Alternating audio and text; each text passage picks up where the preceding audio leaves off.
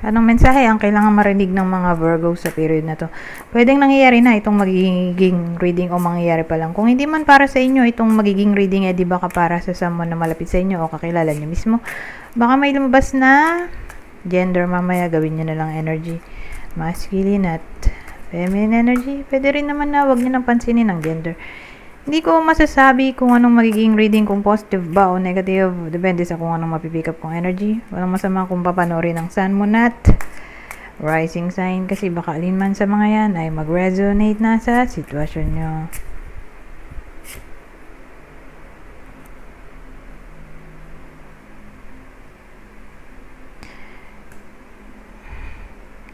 So, ang bida natin ay hindi kasal. Pamilyado pero hindi kasal. Okay? Whether kayo mismo to o kakilala nyo. Basta yun yung clue. Para malaman nyo kung para sa inyo ba yung reading o hindi. Basta yung bida ay in a relationship, pamilyado pero hindi kasal. Anong nangyari sa Five of Swords? Ace of Wands, Five of Swords, Ten of Cups, Three of Cups.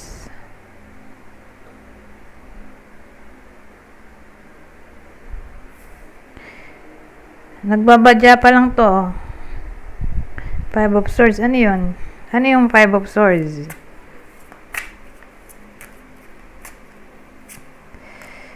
The World. Kasi sa Ace of Wands, hindi pa siya nangyayari.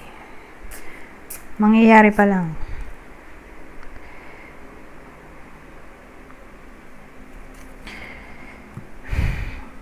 Magi-spark pa lang ba? Ganun ang dating.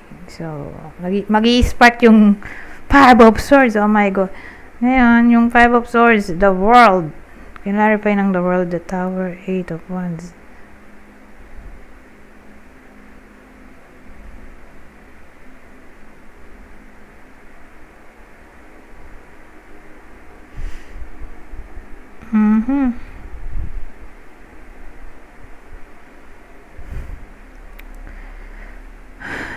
So, applicable lang to sa long distance relationship o nasa abroad. May someone na nasa abroad o foreigner yung partner.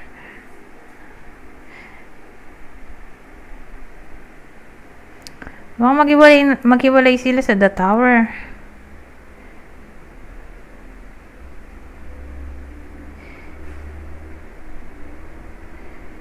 Eight of Swords, feeling trapped. Someone na feeling trapped. So, saan ang galing yan? Ayun, sa Five of Swords.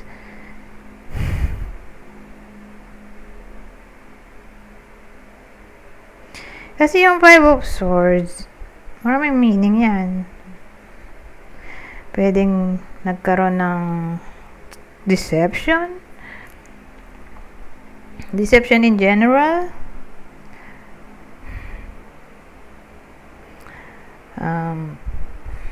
Lack of communication, intimidation, annoyance,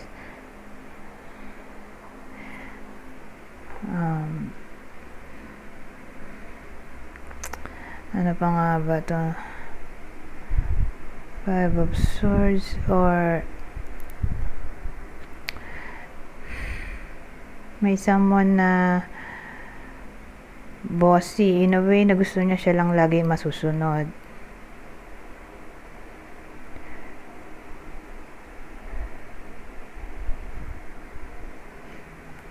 So, sabihin natin may possibility ng conflict or tension, pero again, regardless kung ano yung possible cause, base dun sa mga sinabi ko, giwalay sila dito sa the Tower.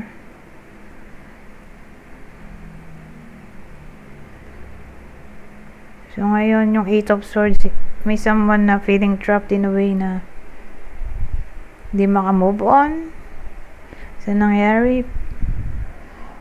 Ngayon, Three of Cups. Alamin natin ano ba tong Three of Cups. Ito ba yung reason? Ka-third party ba o celebration yan? In a way na pwede pa ang reconciliation. Alamin natin tong Three of Cups. So again, di pa to nangyayari. Mangyayari pa lang. Dahil Ace of Wands pa lang to, mag-spark pa lang. Mangyayari pa lang yung sinasabi ko. Ano tong Three of Cups? Queen of Pentacles.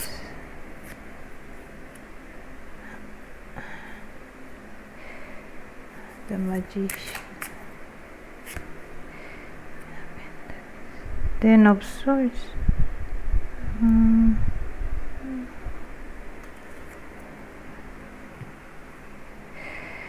So, meron tayo ditong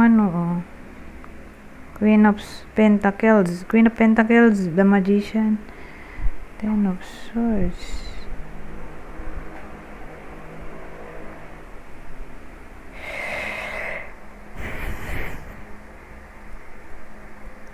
Sana yung Three of Cups natin, celebration ba to o third party?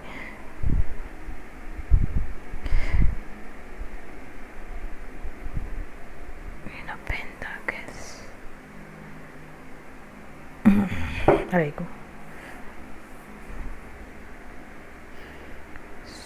Ang dating sa akin, nagmukha na tong third party. Tapos yung sabi ko kanina na feeling trapped, hindi maka-move on sa nangyari. Babae. So, sa madaling salita, lalaki yung nag-cheat dito. Kasi yung Magician natin, na partner na ng Ten of Swords. So, yung Ten of Swords ay negative. So yung Magician, naging masama na siya. Naging dishonest na tao. So, yun. Yung dating sa akin.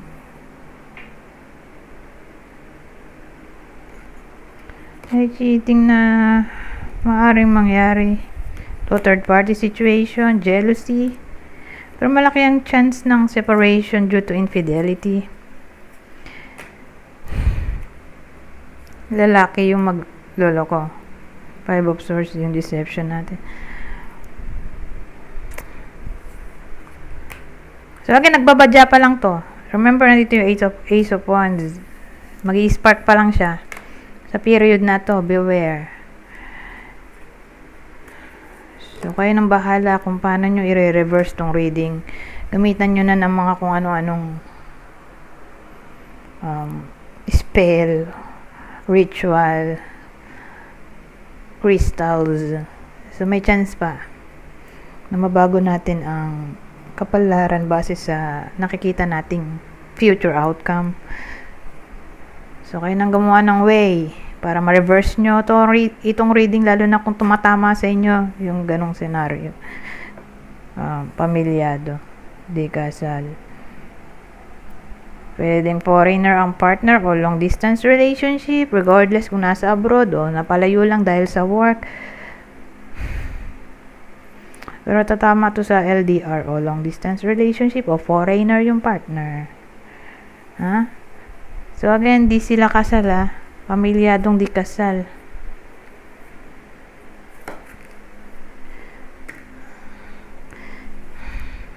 Or may isa sa kanila na may anak na.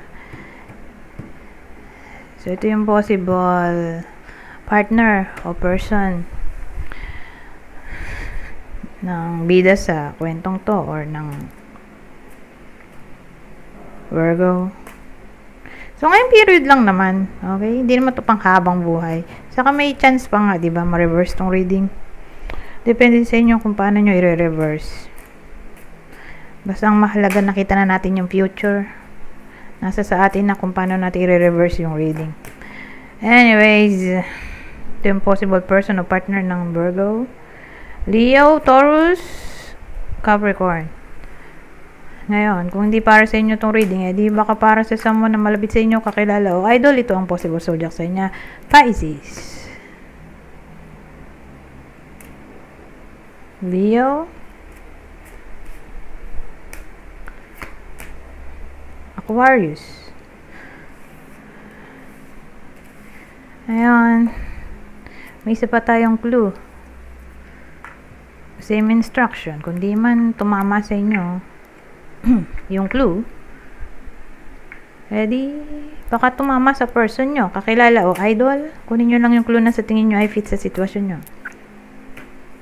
So, may someone na mahilig sa makulay na damit. May someone na pwedeng nasa 50 pataas ang edad. Eto, matured. Matured siguro dahil matanda na. 50 years old. Nababang edad. Or bata pa pero mukha ng matured ang itsura. Or kung di man literal na matured ang itsura ay baka yung isip. Matured mag-isip. Pwede rin. Pregnant ngayon or magiging pregnant pa lang sa period na to. So, ayan ang ating description.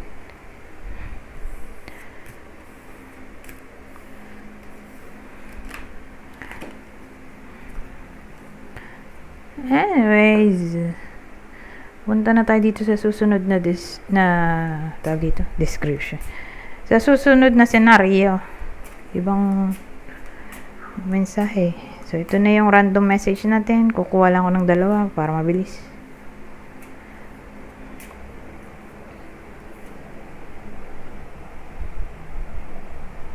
So, sa case na to, mag-ingat ang lalaking married na.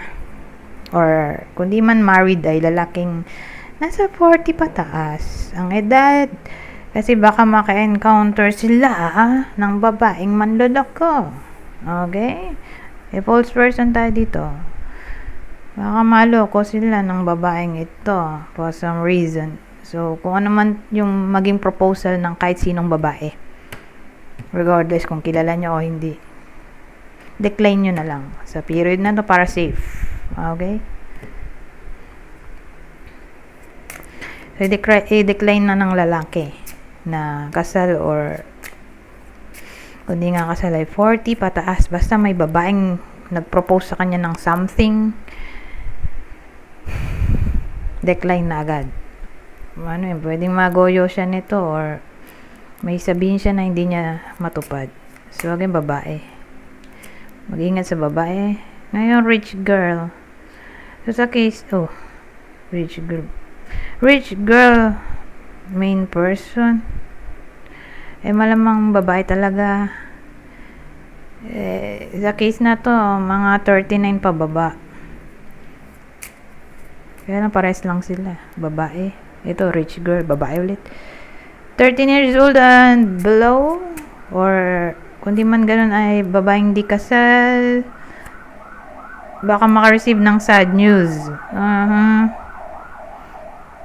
Ewan ko kung anong sad news. Pero hindi ko na-clarify yan. So, doon siya lang tatama sa description na sinabi ko kanina. Ay, teka. 3 lang 3 card. So, let's spread. May marriage card tayo. Marriage card. Journey.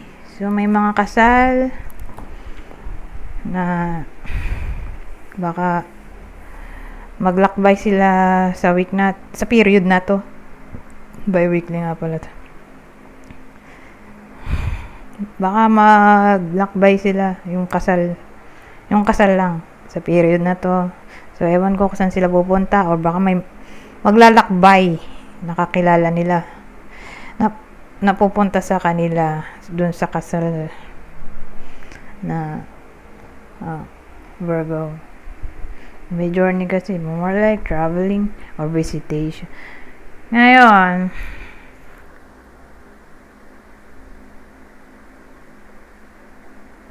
baka engagement to. Magkikita kasi may engage na sila. Long distance.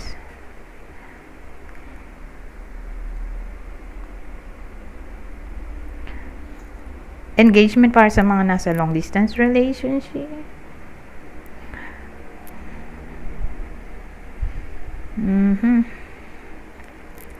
Ibang case, immigration, posible rin. Either nakaplano na to, nakaschedule na ang paglalakbay, tuloy yan, or ngayon pa lang may schedule yung immigration nga. Or baka ngayon ma-process yung visa. Or ngayon ma-topic yung tungkol sa immigration nga. Depende kung anong immigration to. Dahil ba sa pag-apply ng residency or pagtatrabaho lang. So, case to case basis, pero may chance dito ng pag-abroad. Or matopic in a way na may magsasabi na uuwi na daw siya. Someone na nasa abroad, uuwi na sa Pilipinas. Pwede rin ganoon. Yung news.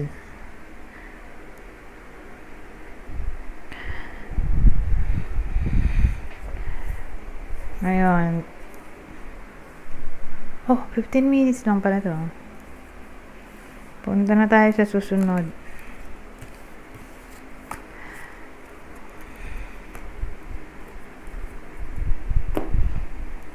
Kung masasabi nito. Ibang senaryo ulit. Connection. Conscious. Baka ma-conscious ang iba sa inyo sa anything na may kinalaman sa connection. So, applicable to sa mga taong magkakaroon ng new connection, new found friend, bago makikilala. Para bang, yun nga, magiging conscious in a way na hindi sila agad-agad magtitiwala sa tao na makikilala nila o makakasalumuha sa period na to. Regardless kung new connection to o old. Pero sabihin natin kung old, matagal silang di nagkita, nagkausap.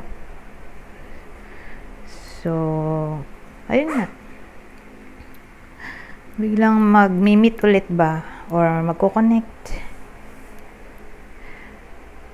Na para ba magiging conscious yung Virgo sa magiging motibo ng tao. So, hindi nila basta-basta magkakatiwalaan.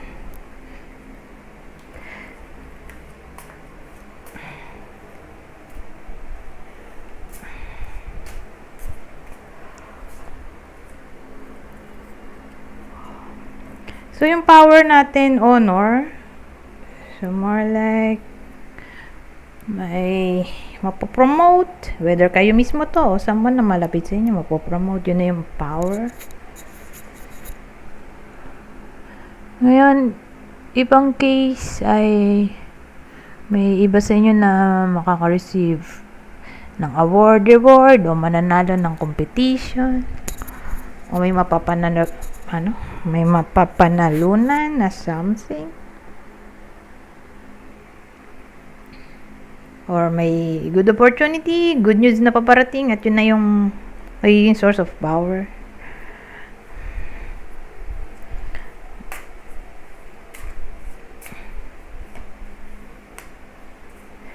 Peace. Wow, ito maganda oh. Na-revert ang peace. Di reconciliation yan.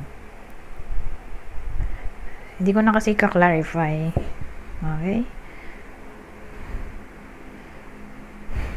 Pero pag ganyang case, reconciliation in all forms na. Okay?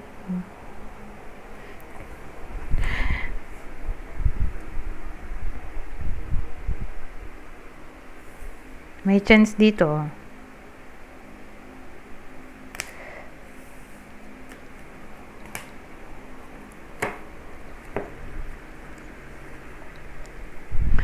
Ito ang last deck natin. Hindi ko kasi nagamit to eh. So, gamitin natin.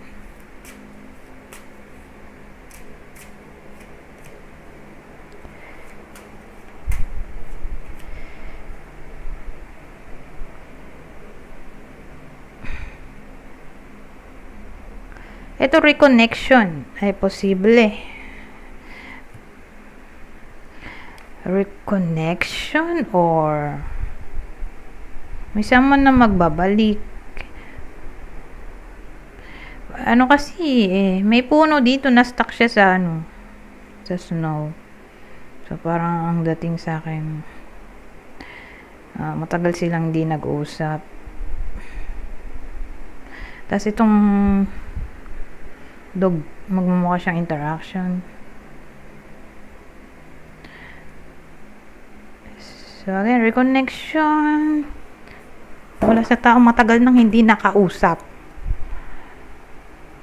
Hindi ko masabi kung reconciliation. Sabagay, nasabi ko rin naman doon sa isa, reconciliation, di ba, doon sa peace at rebirth. Pero dito sa case na to, reconnection. So, pag reconnection, magbabalik yung communication lang. Communication. Okay? May chance dito. Whether ginost sila or ewan ko, for some reason, di sila nag-usap. May iba sa inyo na gano'n. May kakilalang di na nag-uusap for some reason. Nababalik ang communication. Ano tong Star at Angkor.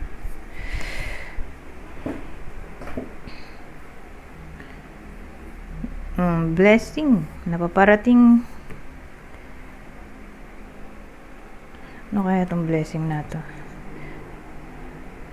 Blessing na permanente na, o blessing na may kinalaman sa security, stability, or pwede rin may kinalaman to sa career or pag settle down,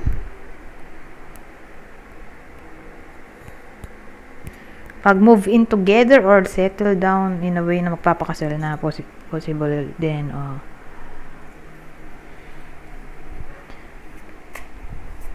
Parang may magandang maaring mangyari kasi blessing na to.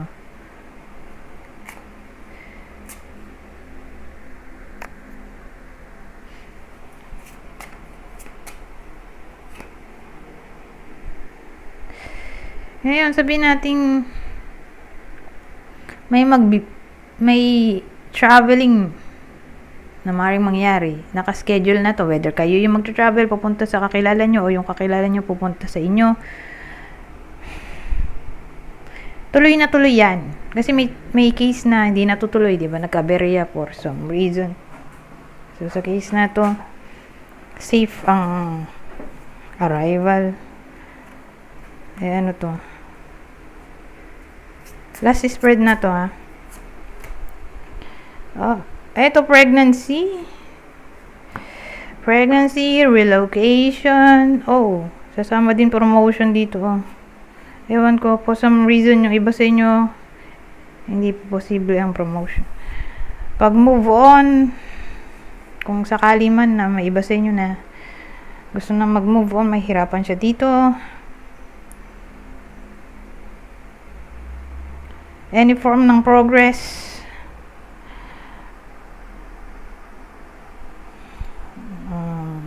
Malabo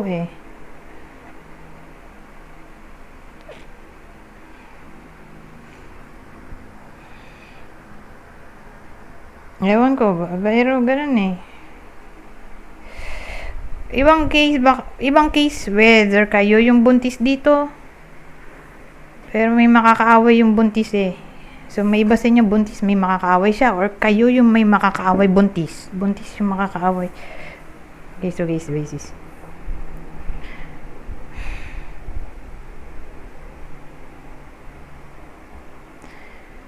So, sabihin natin may na-expect yung iba sa inyo, anything na may kinalaman sa change. Ay, malabo nga. Ngayon, yung iba sa inyo, may in order online. So, sa period na to, matatanggap naman. Kaya lang, ewan ko, for some reason, may inis yung iba sa inyo. Hindi ko alam kung bakit.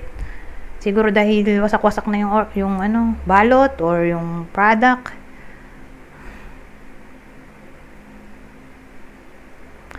Or nakailang delay bago natanggap. Parang may kinalaman sa in-order nila na parang pangit yung service ng delivery. Or baka na-scam. Kasi may inis sila dito, May inis yung iba sa inyo. Or ngayon, kung rider yung nanonood, makaka-experience siya ng aberya in a way na may umorder, kinancel, or tawag dito,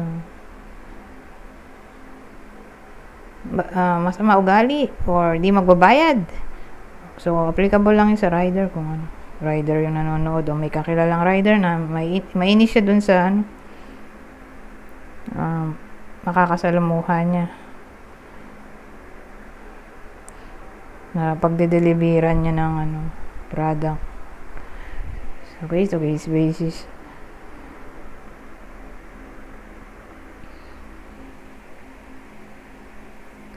Ay, ilang minuto na to? 25 na pala, oh. Anyways, hanggang dito na lang. Goodbye for now.